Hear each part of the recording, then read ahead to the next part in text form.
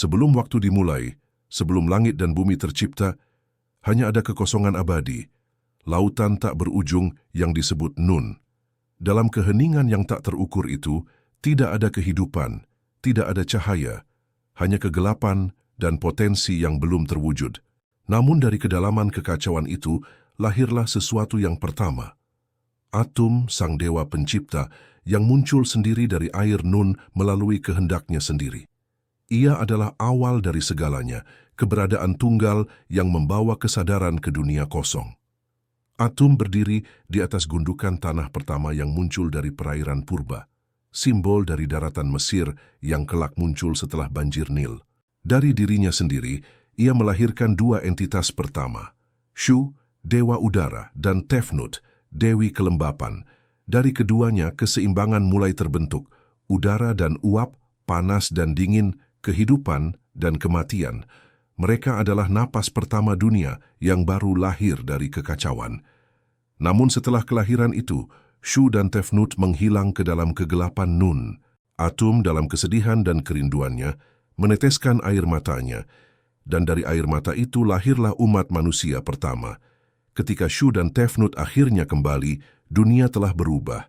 Mereka membawa cahaya dan langit, dan dengan itu lahirlah harmoni pertama antara bumi, langit, dan kehidupan. Dari sinilah fondasi dunia Mesir kuno dimulai.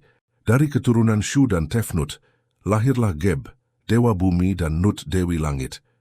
Namun mereka saling mencintai dengan begitu kuat, hingga tubuh mereka tak terpisahkan.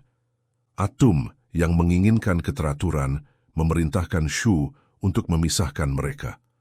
Nut diangkat tinggi menjadi langit, dan Geb dibiarkan menjadi bumi. Langit menangis setiap malam, dan air matanya jatuh sebagai hujan ke bumi. Sebuah penjelasan kuno tentang kesedihan abadi antara langit dan bumi yang tak lagi bisa bersatu. Dengan pemisahan itu, struktur dunia terbentuk, langit di atas, bumi di bawah, dan udara di antaranya.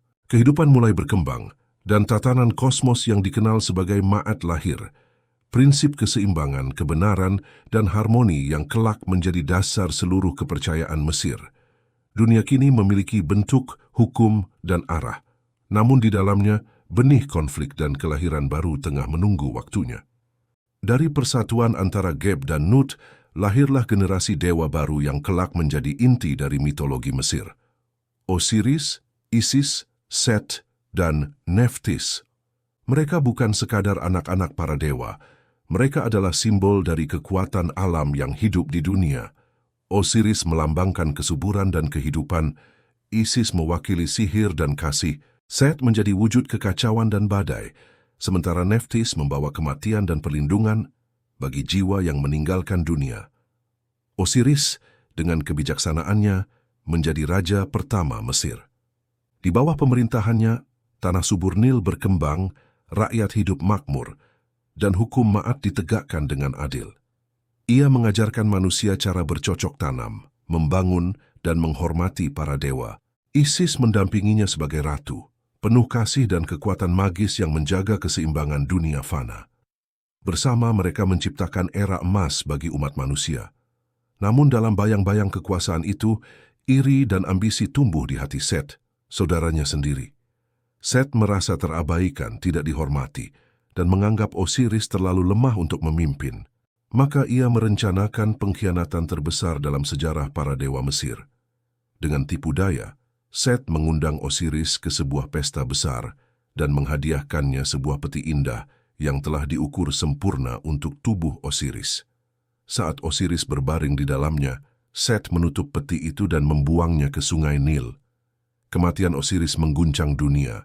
Isis yang mencintainya tanpa batas, mencari jasad suaminya hingga ke ujung Mesir dan membawanya kembali. Dengan sihirnya, ia membangkitkan Osiris untuk sementara waktu, cukup lama untuk mengandung anak mereka, Horus.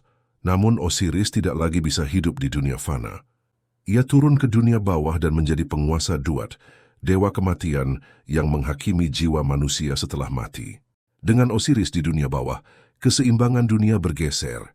Set mengambil alih tahta Mesir, menebar kekacauan dan badai di tanah yang dulu makmur. Dunia Mesir memasuki masa kegelapan, dan semua menunggu satu hal, Lahirnya Horus, penerus ayahnya, yang akan menantang pamannya untuk memulihkan keseimbangan.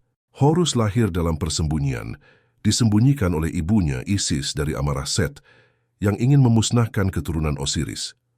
Horus tumbuh dengan hati penuh dendam, tapi juga dengan keyakinan bahwa ia ditakdirkan untuk mengembalikan keadilan dan ma'at ke dunia. Ketika ia dewasa, pertarungan tak terelakkan antara keponakan dan paman pun dimulai. Perang antara Horus dan Set berlangsung selama bertahun-tahun, mengguncang langit dan bumi. Mereka bertarung di padang pasir, di langit, bahkan di perairan Nil.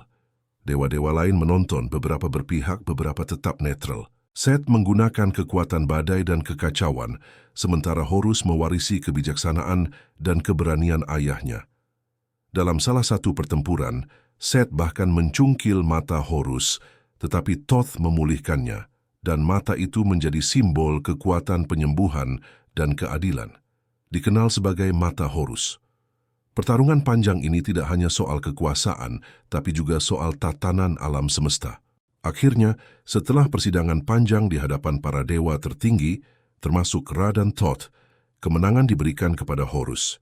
Ia dinyatakan sebagai pewaris sah tahta Mesir, dan Set diasingkan ke padang gurun. Kekuatannya diakui tapi dikendalikan, karena tanpa kekacauan dunia tak akan seimbang. Horus naik tahta dan dengan itu tatanan dunia baru lahir. Ia mempersatukan bumi dan langit, melambangkan kelahiran kembali harmoni.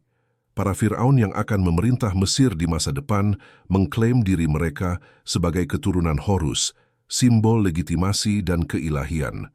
Dari sinilah lahir konsep Raja Dewa, pemimpin manusia yang dianggap perwujudan kekuatan surgawi di bumi. Dengan Horus di atas tahta dan Osiris di dunia bawah, keseimbangan kosmos tercapai, siang dan malam, hidup dan mati, hujan dan panas.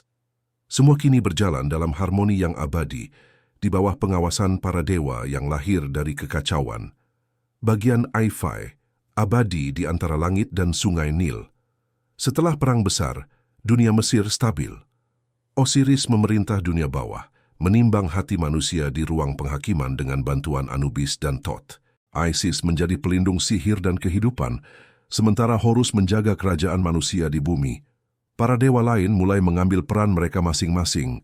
Ra'a mengawasi langit dari perahu mataharinya, mengelilingi dunia setiap hari, dan Ma'at menjaga keseimbangan abadi, agar dunia tak jatuh ke dalam kekacauan lagi. Namun waktu di dunia manusia terus berjalan. Firaun datang dan pergi, tetapi mereka semua membawa satu keyakinan, bahwa kekuasaan mereka adalah pantulan dari kekuasaan para dewa. Setiap ritual, setiap kuil, setiap monumen yang dibangun di tepi sungai Nil, semua adalah penghormatan bagi dewa yang membentuk dunia dari Nun. Dari piramida Giza hingga kuil Karnak, semua berdiri sebagai pengingat akan awal mula segalanya. Para pendeta menjaga ajaran tentang penciptaan ini selama ribuan tahun. Mereka menulis kisahnya di dinding kuil, peti mati, dan papirus, agar manusia tak pernah lupa dari mana mereka berasal. Setiap matahari terbit di timur adalah simbol Ra yang lahir kembali. Dan setiap matahari terbenam adalah ia yang berlayar ke dunia bawah untuk menyatu dengan Osiris. Dalam siklus abadi itu, Mesir menemukan makna keabadian. Kisah tentang para dewa Mesir bukan sekadar mitos. Ia adalah cara bangsa Mesir menjelaskan hidup, kematian, dan alam semesta. Bahwa dari kekacauan lahir keteraturan, dari kematian muncul kehidupan, dan dari air purba Nun lahir seluruh dunia. Dunia mereka bukan hanya dunia manusia, tapi dunia di mana yang fana dan yang abadi saling menyatu. Dan di sanalah, di antara cahaya matahari dan bayangan piramida, nama-nama para dewa itu tetap hidup. Dari Atum hingga Ra, dari Osiris hingga Horus, dari Isis hingga Set. Kisah mereka menjadi cermin bagi peradaban manusia yang selalu mencari arti dalam tatanan dan kekacauan.